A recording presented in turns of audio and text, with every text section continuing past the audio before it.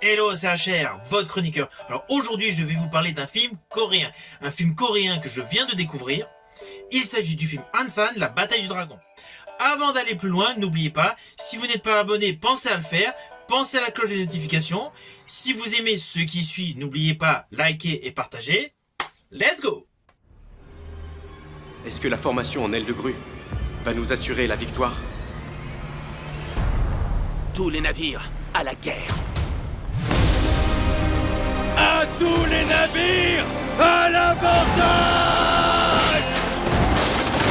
Cette guerre, quel est son but? C'est une bataille des justes contre les injustes.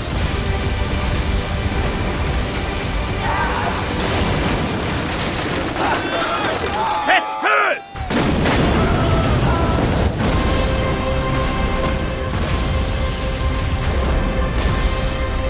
Une barrière sur la mer.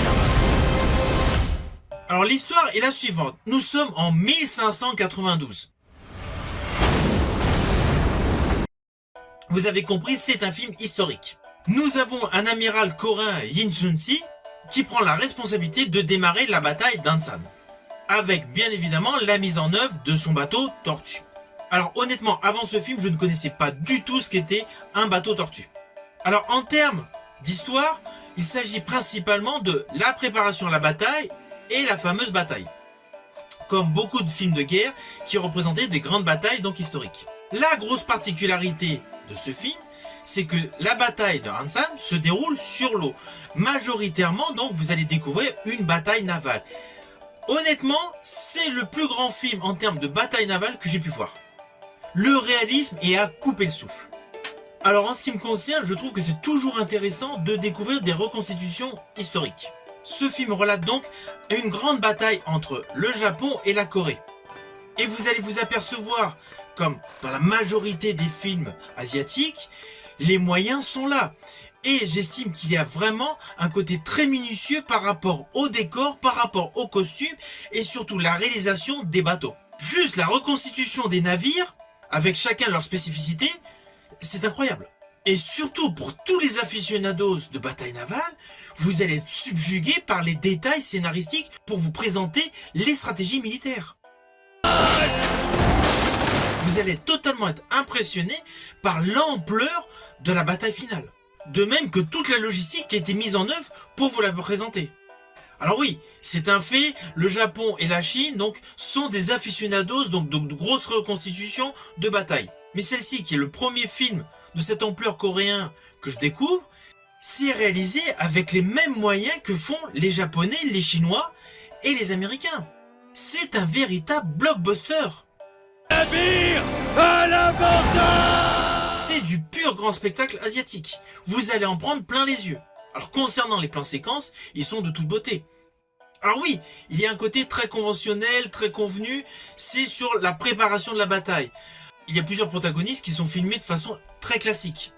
Les dialogues, les échanges, les déambulations dans les villes, ça c'est convenu. Il n'y a rien d'innovant là-dedans. La grosse innovation, c'est en termes visuels concernant les bateaux. Vous allez voir des plans très larges. Alors oui, il y a l'utilisation de steadicam, de drones, il y a des CGI dans le fond pour compléter le décor. Mais les caméras virevoltent réellement au niveau des bateaux. Et surtout lors du grand combat maritime à la fin de ce film, si vous avez la chance d'avoir un grand téléviseur, vous allez avoir la sensation d'être dans un navire. Il y a pas mal de vues plongeantes où l'on part d'un point A pour aller vers un point B sur un autre bateau, mais c'est vraiment fait de façon homogène. On a réellement l'impression de passer de bateau en bateau avec la caméra. D'ailleurs, la scène d'ouverture de ce film vous confère un côté très dynamique que vous allez retrouver tout au long de ce film, et principalement dans la bataille finale. Au début du film, cela s'ouvre donc sur une bataille, car vous allez vous apercevoir que la bataille donc Hansan, en fait, c'est pour se défendre de ce qui s'est produit auparavant.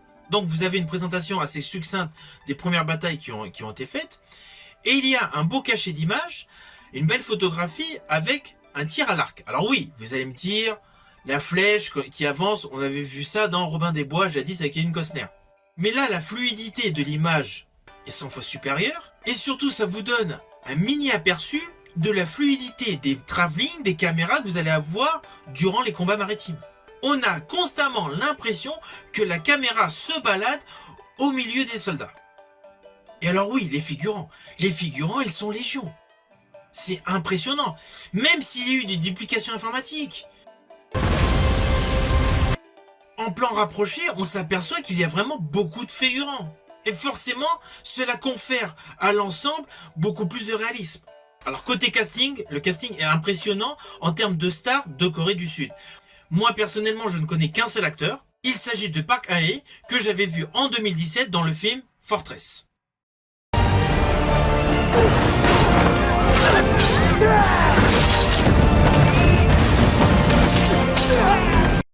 Alors le jeu des acteurs est bon, mais ce que j'aime particulièrement dans ce film, c'est toutes les stratégies militaires. Vous avez une très belle démonstration des figures organisées par les bateaux. À cela s'ajoutent des bateaux à structure complètement différente, et notamment le fameux bateau tortue. Le fameux bateau tortue est un bateau complètement fermé. De prime abord, je me suis dit, mais où sont les rameurs, vu qu'il n'y a pas de voile? Et en fait, ça vous est présenté dans le film. Il y a même un côté bélier. La structure de ce bateau, mais elle est inimaginable. Et ce bateau est réellement historique. Invocaïsen, le monstre des mers de la légende. L'avantage de ce film, c'est que, outre le fait divertissant, il a un côté d'apprentissage sur une page de l'histoire en Corée du Sud. Cette guerre, quel est son but? C'est une bataille des justes contre les injustes.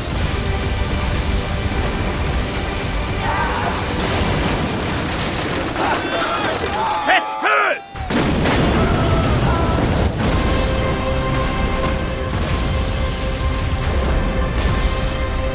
Une barrière sur la mer.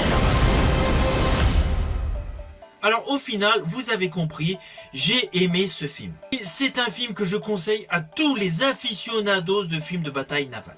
C'est celui qui a le plus beau réalisme. Ce film est, selon moi, un excellent film de bataille navale. C'est un film que vous pouvez trouver sur de nombreuses plateformes de streaming, mais vous pouvez également l'acquérir par le biais de supports physiques, DVD ou Blu-ray. J'espère que ma chronique vous aura plu. Si tel est le cas, pensez à la liker et à la partager. Quant à moi, je vous dis à bientôt pour une prochaine chronique.